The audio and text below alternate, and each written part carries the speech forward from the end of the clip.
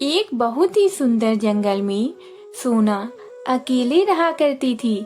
कुछ महीने पहले ही उसके माता पिता की एक दुर्घटना में मौत हो गई थी, जिससे अब सोना बिल्कुल अकेली हो गई थी। एक दिन सोना मन ही मन सोचने लगी, अरे घर का सारा राशन खत्म हो गया है और मेरे पास राशन खरीदने के पैसे भी नहीं है।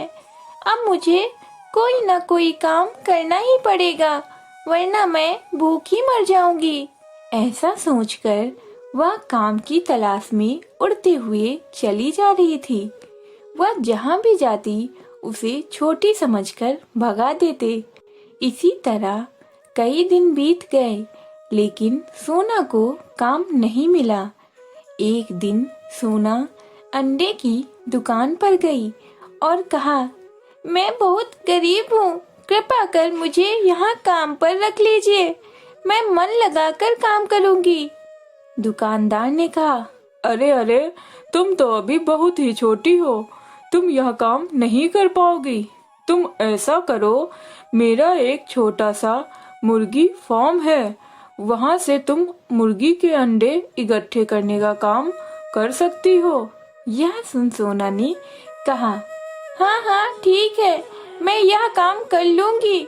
फिर सोना मुर्गी फार्म में मुर्गी के अंडे इकट्ठे करने का काम करने लगी। इसी तरह कुछ दिन बीत गए। एक दिन की बात है, एक मुर्गी बहुत ही अधिक बीमार थी।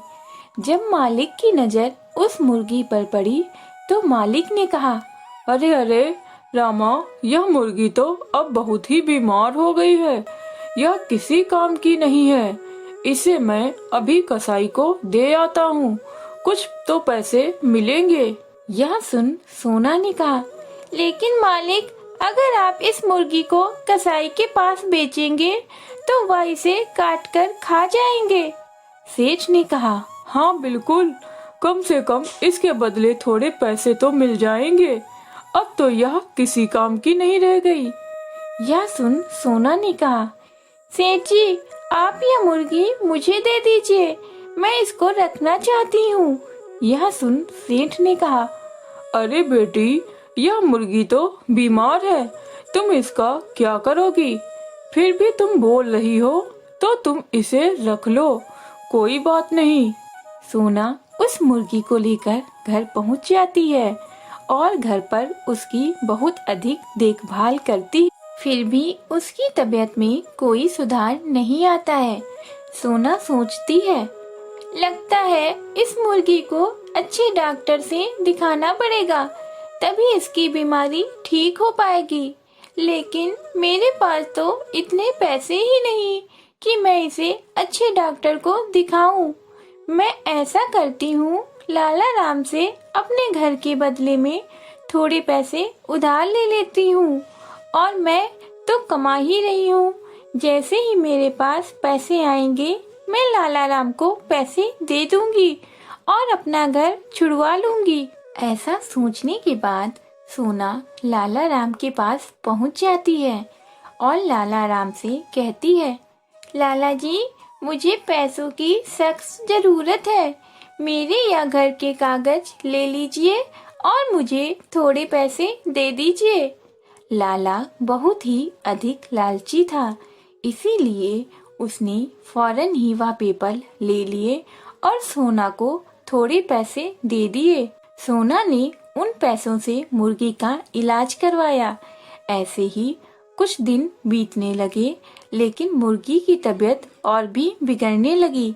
अंततः एक दिन ऐसा आया, कालू लाला राम उनके घर आया और बोला, सोना, तुमने मुझसे पैसे लिया था और आज उसको कई दिन हो गए हैं, मुझे वह पैसा चाहिए।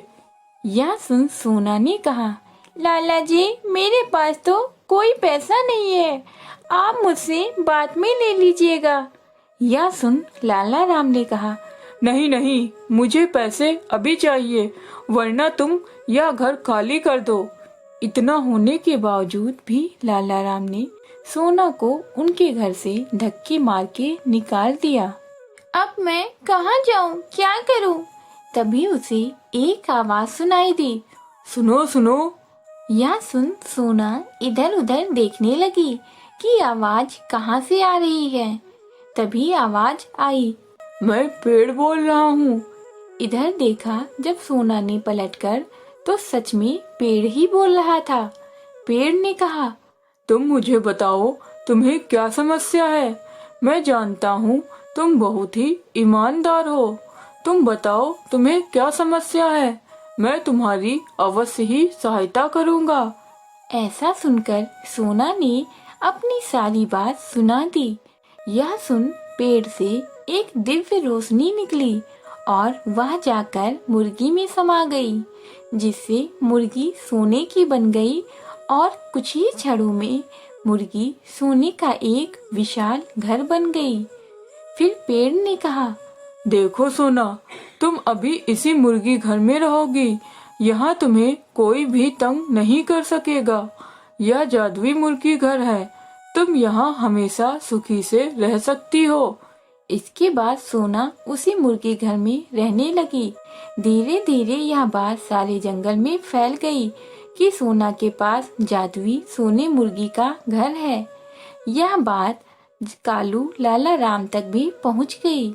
वह बहुत ही लालची स्वभाव का होने के कारण सोना के पास आकर उससे घर को मांगा, लेकिन सोना ने इनकार कर दिया और कालू वहां से गुस्से से चला गया। लेकिन रात होते ही कालू उस घर को चुराने के लिए आ गया। यह देख जादुई मुर्गी का घर उसे अपनी चोट से मारने लगा, जिससे उसको काफी चोटें आईं और वह वहां से दुम दबाकर भाग गया। इसके बाद वह कभी भी उस जादुई मुर्गी घर की तरफ नहीं आया और अब सोना वहां मुर्गी घर में सुखी से रहने लग गई।